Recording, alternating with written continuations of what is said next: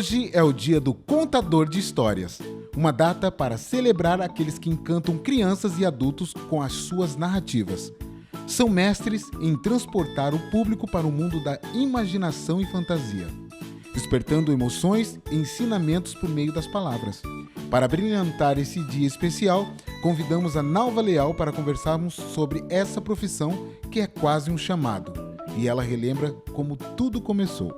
Bem, na verdade, a minha vinda para a biblioteca, ela me possibilitou muitas experiências. E uma delas foi quando a secretária de Educação da época, que é a Maria Albertina, ela me convocou para fazer um curso de contação de histórias que seria lá na Petrobras. Seriam 3 dias. E eu fui. E logo em seguida, logo após esse curso, viria uma escritora para a biblioteca. Então, a bibliotecária, ela pediu que eu contasse histórias, né, lá no bloco cultural, onde seriam apresentadas as histórias para várias escolas.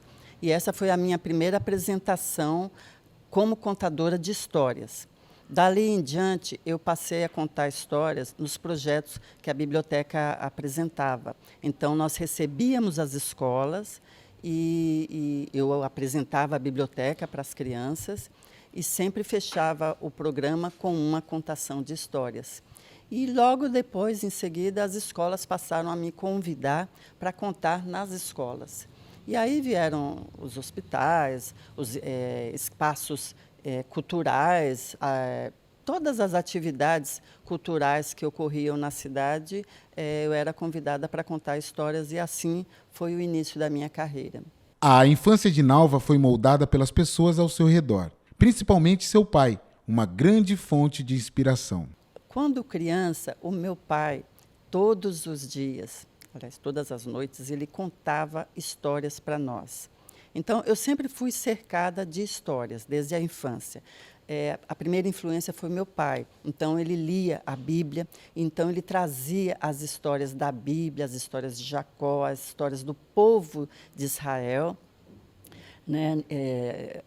A história de José. Então, eu e meus irmãos ouvíamos todas as noites essas histórias. Depois veio a minha avó, né? Minha avó veio da Bahia, veio do Nordeste. Então, ela trazia para mim as histórias, né? A feira, as festas juninas, que eram maravilhosas. Eu guardo isso na minha memória. E depois, por último, as minhas primas que vieram morar conosco, elas vieram de Minas Gerais. Então, elas trouxeram para nós os contos de fadas, João e Maria, a Gata Borralheira. Então, essas histórias sempre me cercaram.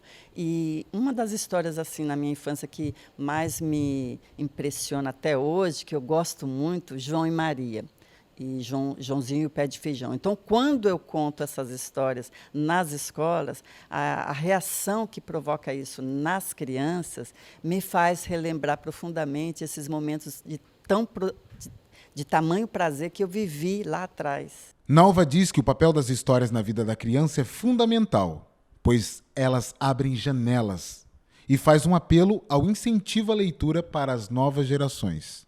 O papel das histórias é extremamente importante. As crianças, quando ouvem uma história, na verdade, é como se elas atravessassem um portal, né? Uma janela é aberta, e essa janela é uma janela que te aponta possibilidades, né? Possibilidades que serão trabalhadas internamente nessa criança. Além do que elas vão adquirir, provavelmente, o hábito da leitura. Frequentem a biblioteca é um espaço especial, né, onde você vai entrar em contato com outros mundos, outras formas de obter as soluções, né, que a vida nos apresenta, né, soluções para questões que a vida nos apresentam, né. Os livros, eles são importantes para o crescimento da criança, como cidadão, como ser humano. E as histórias, elas são a ferramenta principal para tornar-se um leitor.